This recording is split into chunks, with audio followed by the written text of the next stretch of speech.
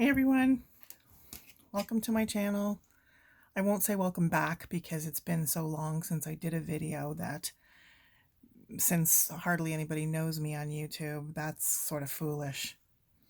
Anyway, it's been probably a year. I'd have to look it up, but anyway, I've been doing quite a few things recently. I follow a lot of people on YouTube and have been making different things, as I'm sure a lot of you have too. So I thought I would show some of the things I've made and some of the other things I'm working on and make this a regular thing. And sometimes there'll even be a craft with me. Okay, so if any of you follow Purple Poppy, Claire, she's just really cool. Here in Canada, we love anyone with a British accent. Just listening to her is fantastic.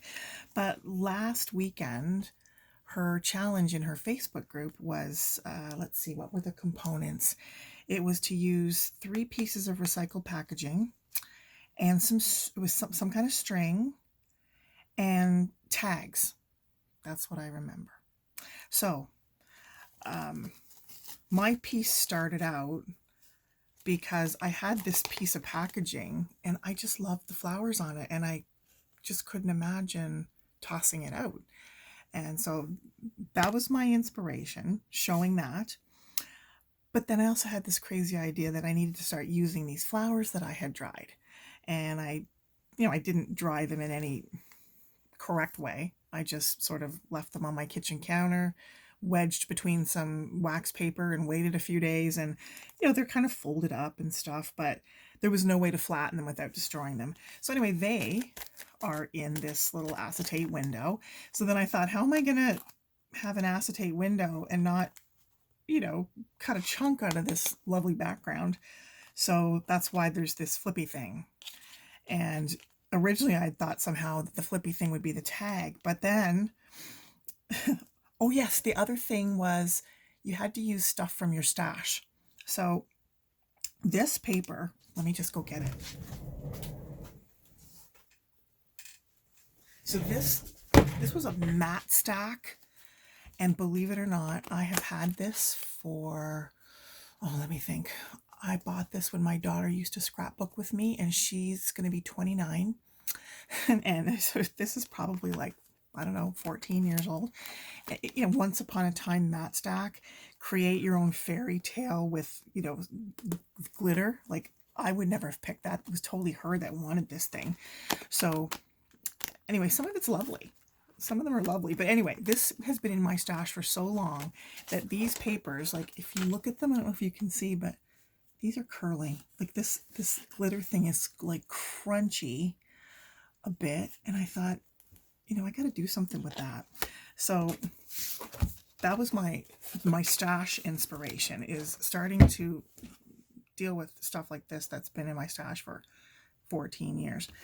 So that's 2 pieces of that got used up, and I sewed around it to sort of mitigate the fact that it's curling. So that's not bad. And then you had to have string in your component. So I, punched the holes and put the string through it. And then that acts as my sort of my tie back so that this thing's not flopping around. But the tag component is here. So I made these 3 pockets out of book pages, and I inked the edges so that you could actually see that's what you had going on, and then I stenciled on them just so that they weren't so boring. These are the offcuts from the end of the crunchy mat stack sheets. So there's 2 of those. So I used those up, didn't waste those. And what else did I do? I don't think you had to use lace or fabric, I can't remember, but I took these pieces of lace, I sprayed a little concoction of Tim Holtz Distress Stain in Vintage Photo, and I ran the lace through it, and then I just made the 2 little tabs and I attached them with Tim Holtz Tiny Attacher, and Bob's your uncle. There you go. So two pockets have something in it, and there's space for someone to put their own thing in there. And then you just sort of tie it all up whichever way. run it through here, and that's it. So that was like, you know, certainly not the best I could do, but I hit all the targets anyway. So that was that. And then the week before, in her Facebook group, the challenge was something like from the 50s, some kind of old images or advertisement type stuff from the 50s. And then what was the rest? Yeah, advertisements, something from the 50s. I think it was lace and 2 words. That's what it was. Okay, so that's where this came from. So this is a piece of graph paper. I don't know if you can see that there's still like a little bit of the turquoise lines in the graph paper, but of course it was coffee dyed, so I made an envelope out of it.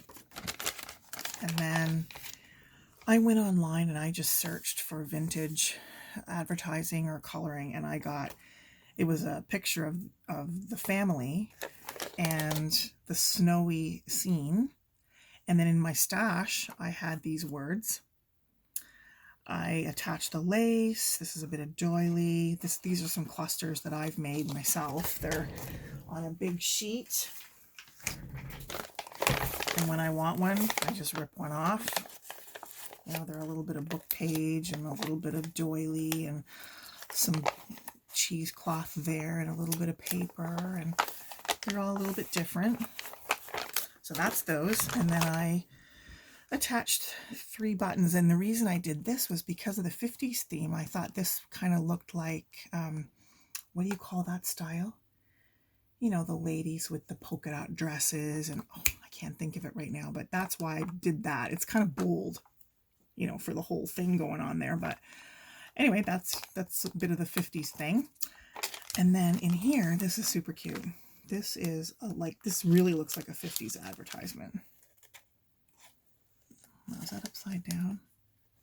There we go. The lady with the coffee. It's a Nescafe advertisement.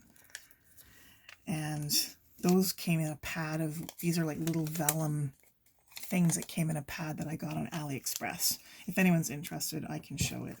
And then these, to go with my stenciled background of snowflakes, I just used these 2 acrylic snowflakes right here. And these ones here, foil. So that was that. Those challenges. Challenges were never my thing, but anyway, Purple Poppy. You can search for her on YouTube and follow her, Claire. She makes really cool things, and she has the coolest desk. Her desktop is like a collage of book pages, and some of them are dark colored, some of them are light, some of them are advertisements, dictionary. It's just fantastic. And then because I've only been following her for a couple of weeks, or maybe I've watched her on YouTube for a few weeks, but I've only been in her Facebook group a couple of weeks. But apparently some people complained about her background being too busy, so she's been covering it up. And it's a shame because I love it. I would love to do it, but I don't have a desktop yet that would be suitable for that. Or I do, but it's in storage. I'm using something else right now. But anyway, so follow her and jump into her challenges. It's really great.